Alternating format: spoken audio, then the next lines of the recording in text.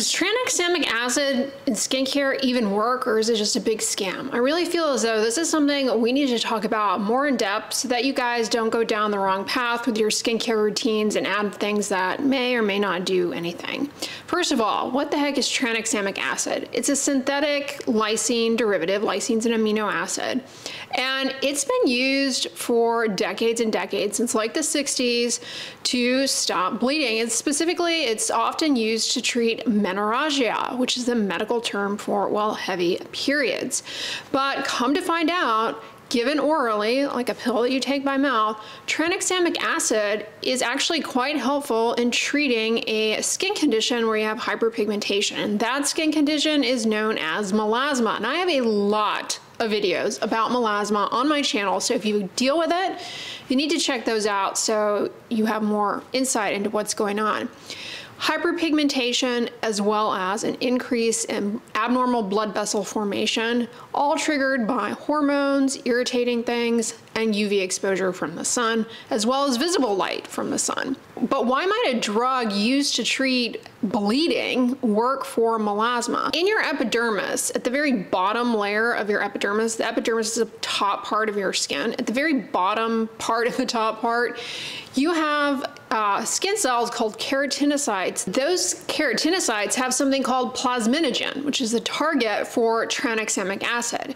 Now, in contrast to its mechanism for stopping bleeding, here it's a little bit different, because as it turns out, a big reason why hyperpigmentation is driven by UV exposure is the activation of this plasminogen via keratinocytes that leads to the release of inflammatory mediators like prostaglandins and leukotrienes that subsequently trigger increase in melanogenesis, aka pigment production, underscoring a hyperpigmentation. This is not only an issue for melasma, but also for other types of hyperpigmentation like post-inflammatory hyperpigmentation, those dark marks that might be left behind on your skin after, say, acne heals or a bug bite heals. So tranexamic acid interrupts that and basically works to stop UV-mediated hyperpigmentation by preventing the increase in prostaglandins and leukotrienes. So melasma in particular responds well to oral tranexamic acid, as well as introducing it directly into the skin via like microneedling or some other sort of delivery system where you are basically injecting it into the skin locally. But some people are not going to be good candidates for oral tranexamic acid. It may not be tolerable or feasible to have it injected in. So can it actually work when you just apply it to the skin? If you just look at the structure of tranexamic acid, you're gonna be skeptical. If you know anything about chemistry, it's gonna be like, is that actually gonna get in? It's polar. So depending on how it's formulated into skincare products, it may not reach a meaningful concentration where it needs to be to suppress UV-mediated increases in pigment production. But we're willing to try things anyways. So there are several clinical studies out there, not a ton, okay? Not a ton, looking at different formulations of topical tranexamic acid. 3% tranexamic acid cream applied topically for 12 weeks, 5% tranexamic acid gel applied topically for 12 weeks, 3% tranexamic acid solution applied for 12 weeks, 5% liposomal tranexamic acid applied for 12 weeks, and then a 2% formulation applied again for 12 weeks. Noting a theme here, these are all done 12 weeks, which is good to have some consistency. Of all these studies I've just mentioned, the results are varying. Some show promise for improving melasma when applied topically, others show no effect. So the results are variable, and really what it tells us is that we have to strongly take into account the overall formulation. Now, I pointed this out in my other videos before, but when it comes to treating hyperpigmentation, melasma specifically, but really any type of hyperpigmentation, rarely is it going to be the case, if at all, that it is a single best treatment to get rid of the condition. Usually, especially with melasma, almost always, it's multimodal approaches, using topicals that combine different ingredients that target different aspects of what leads to hyperpigmentation, and in the case of melasma, also address that underlying vascular component. There are also energy-based devices like lasers, light-based devices that may be employed, chemical peels, and then of course we cannot neglect aggressive sun protection, especially for melasma. So to say, is tranexamic acid worth it for hyperpigmentation melasma, just in terms of improving the pigment issue, the hyperpigmentation? It really all depends on what else you're doing. Formulation is key. Speaking of formulation, a product can contain other ingredients that target other aspects of the pigment producing pathway to augment the chances that you notice an appreciable difference in dark spots, as well as ingredients that enhance penetration, as well as enhance skin cell turnover. Things like lactobionic acid, a polyhydroxy acid, or mandelic acid, or salicylic acid. But what if I told you that topical tranexamic acid doesn't just target increased pigment production, and benefits may be obtained outside of solely reducing melanin pigment, abnormal melanin pigment production? Because when it comes to discoloration, a lot of people laser focus in on the pigment, but there can be overlying skin changes and other background skin changes going on that lead to an overall appearance of discoloration. And addressing those things leads to a brightening effect.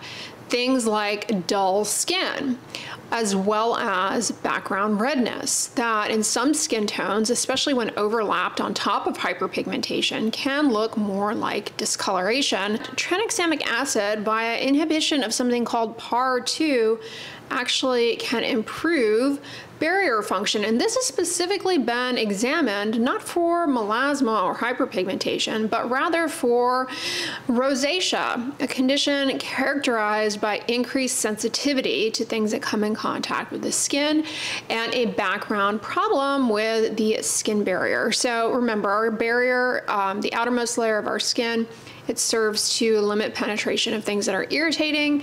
People who have rosacea, they have a bit of an impaired barrier, and they have other things going on in their skin that make them very, very sensitive. Topical tranexamic acid can actually improve barrier function, offering symptomatic relief for people with rosacea from the symptoms of burning, stinging, sensitivity, as well as redness. Things that address barrier function not only are going to be helpful for rosacea, but they also can be helpful for melasma and hyperpigmentation, because things that are irritating to the skin can aggravate hyperpigmentation as well. Tranexamic acid works also to inhibit angiogenesis, new blood vessel, abnormal blood vessel formation. It reduces vascular endothelial growth factor necessary for these, dilated blood vessels to come in and form. And it also reduces facial redness because it reduces certain inflammatory markers.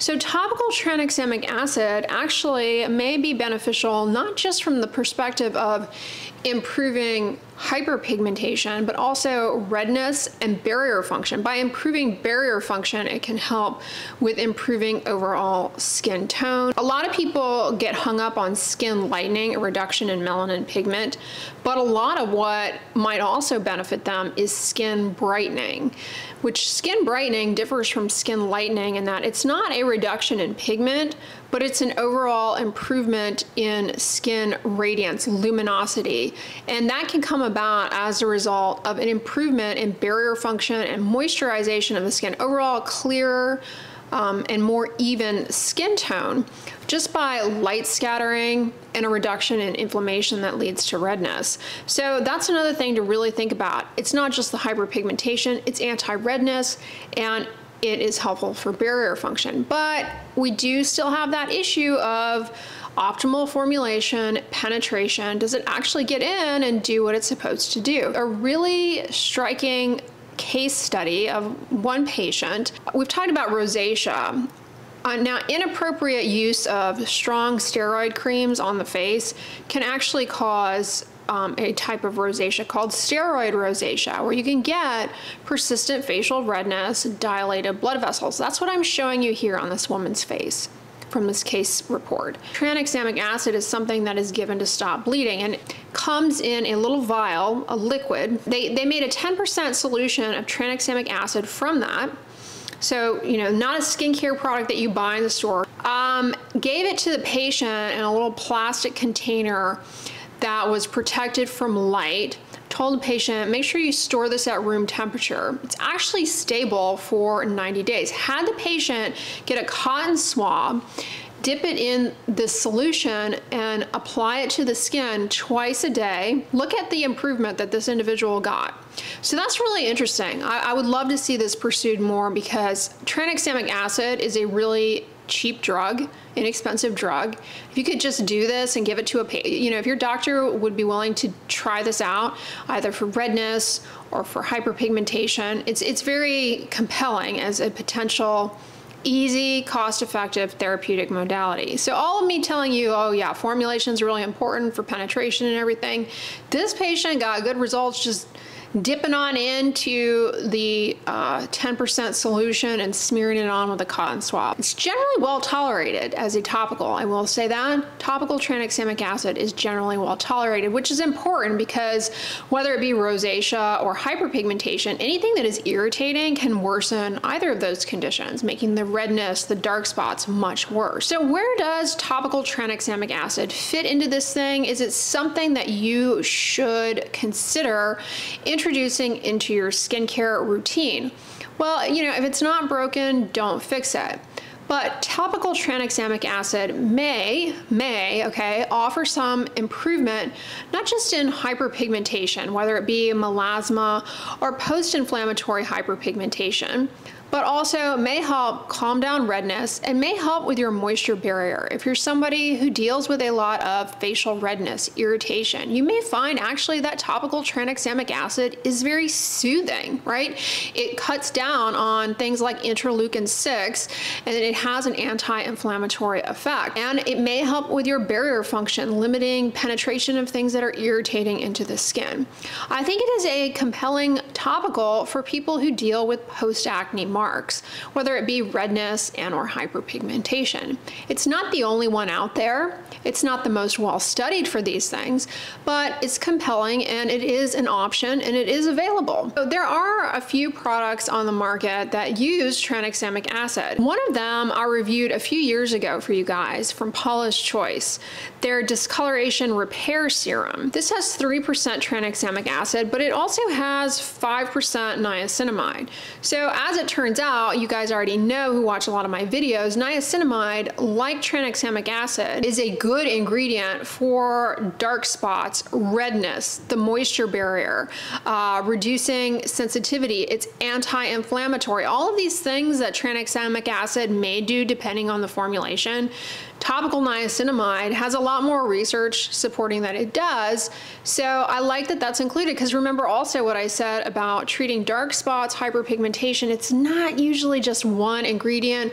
Having multiple ingredients in there that target different arms of the pigment pathway really can lend better results. And niacinamide specifically works for hyperpigmentation because it slows down the spread of those pigment packets that are produced in the melanocytes to the neighboring keratinocytes. So that's totally different from how tranexamic acid is going to be working for dark spots. Tranexamic acid is going to be working for dark spots by hopefully making its way down to the junction between the epidermis and the dermis, targeting the plasminogen pathway in those keratinocytes, suppressing UV from sun mediated increases in prostaglandin and leukotriene that lead to melanogenesis and hyperpigmentation. So totally different mechanisms, they complement one another.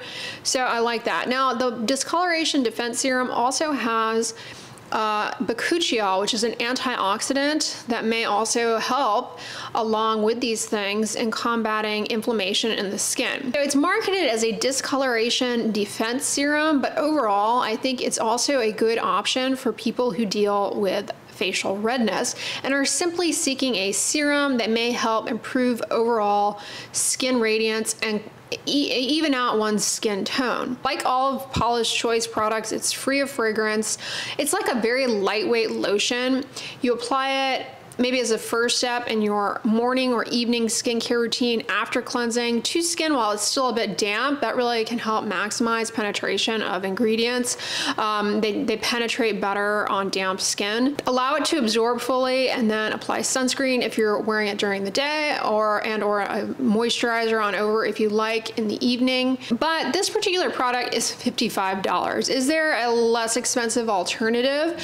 Well, one that I have tried out that is a good one that I would also recommend comes from the brand Minimalist. They have a tranexamic acid, a 3% tranexamic acid serum that is like less than $12. In addition to the tranexamic acid, this particular serum has mandelic acid, which can help smooth out the skin surface and allow for better penetration of that tranexamic acid. It also has 0.5% salicylic acid, which is good for exfoliating the pores, but also works well for helping to improve hyperpigmentation. It has some anti-inflammatory properties to it.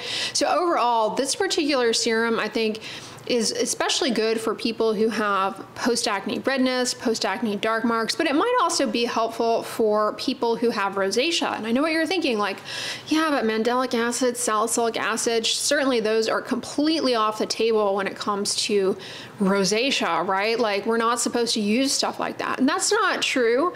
Yes, people with rosacea do have exquisitely sensitive skin, and exfoliating acids like salicylic acid and even mandelic acid possibly can end up being too irritating, but they also can be beneficial for rosacea because they can help cut down on Demodex mites, which are a big problem with rosacea. So they may also help in that regard, smoothing out the skin surface, and with consistent use that ultimately helps with better barrier function, provided you tolerate it, which with rosacea is going to be a very individualized outcome. So that's another great option.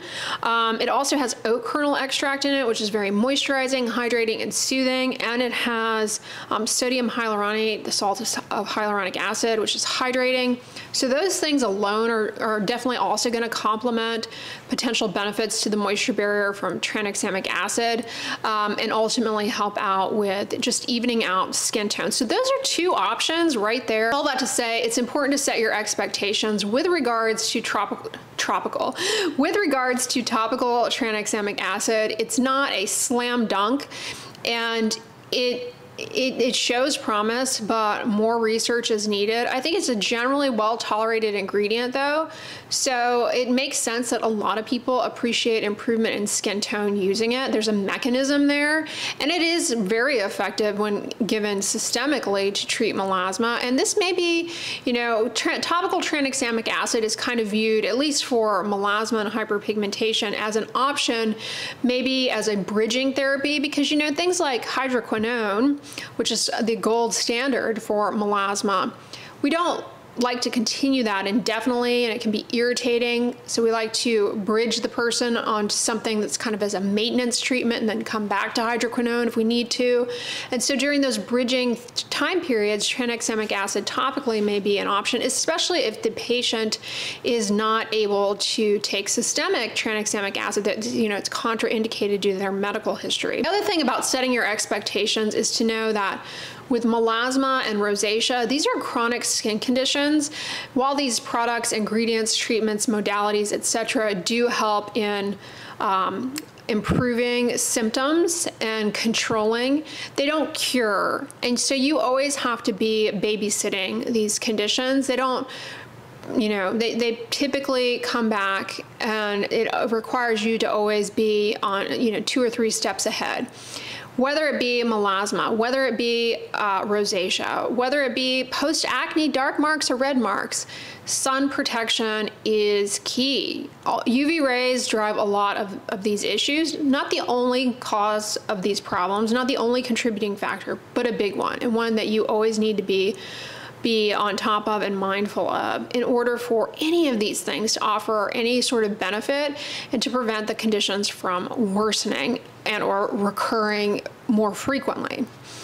All right, y'all, I hope this was informative to you all regarding topical tranexamic acid, where we're at as far as what it's been shown to be helpful for, the limitations, setting your expectations, knowing it's not a one and done, this is the best, the worst, but likely plays a supporting role and explains why a lot of people do in fact note improvement in their skin when using it. If you guys enjoyed this video, give it a thumbs up, share it with your friends, and as always, don't forget, sunscreen and subscribe. I'll talk to you guys tomorrow. Bye.